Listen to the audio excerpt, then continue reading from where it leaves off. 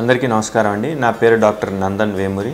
నేను విజయవాడ మిర్చి hospitals Nandan vascular సెంటర్లో consultant vascular and endovascular surgeon అండి. ఇవాళ మనం మాట్లాడుకోబోయే టాపిక్ దీర్ఘకాలిక పుండ్లు మరియు మానని పుండ్లు గురించి.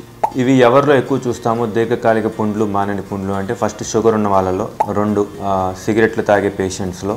దీర్ఘకాలికంగా మానని పుండ్లు అంటే ఎలా ఉంటాయంటే ఫస్ట్ కాలు వేలు నల్లపడిందండి, సో వేలు తీసేశారు డాక్టర్ గారు. తర్వాత అది రెండో ఏలుగు పాకిందండి, ఆ వేలు తీసేశారు. మూడో ఏలుగు పాకిందండి, ఆ ఏలు తీసేశారు.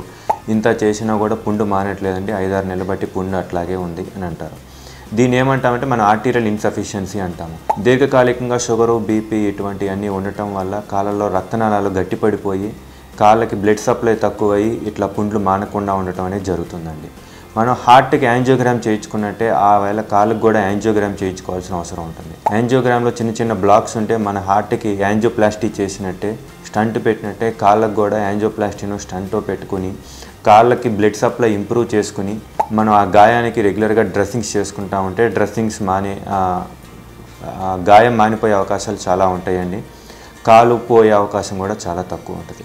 ఇట్లా దీర్ఘకాలికంగా మానని పుండ్లని ఏ డాక్టర్ దగ్గర చూపించుకోకుండా డ్రెస్సింగ్ చేయించుకుంటూ ఉంటే కొంత సమయం అయిన తర్వాత అది ఇన్ఫెక్షన్ అయ్యి కాలిపోయే ప్రమాదం కూడా ఉంటుంది. సో ఆ స్టేజ్కి వెళ్లకుండానే ముందే మీరు వాస్కులర్ సర్జన్ని సంప్రదించి కాళ్ళలో బ్లడ్ సప్లై ఎంతవరకు ఉందో మీరు తెలుసుకుంటే కాళ్ళని కాపాడుకునే వాళ్ళు అవుతారు. ఇటువంటి ప్రాబ్లం మీకైనా ఉన్నట్లయితే కనుక కింద స్క్రోల్ అవుతున్న నెంబర్కి కాల్ చేసి అపాయింట్మెంట్ తీసుకుని నన్ను సంప్రదించవచ్చు.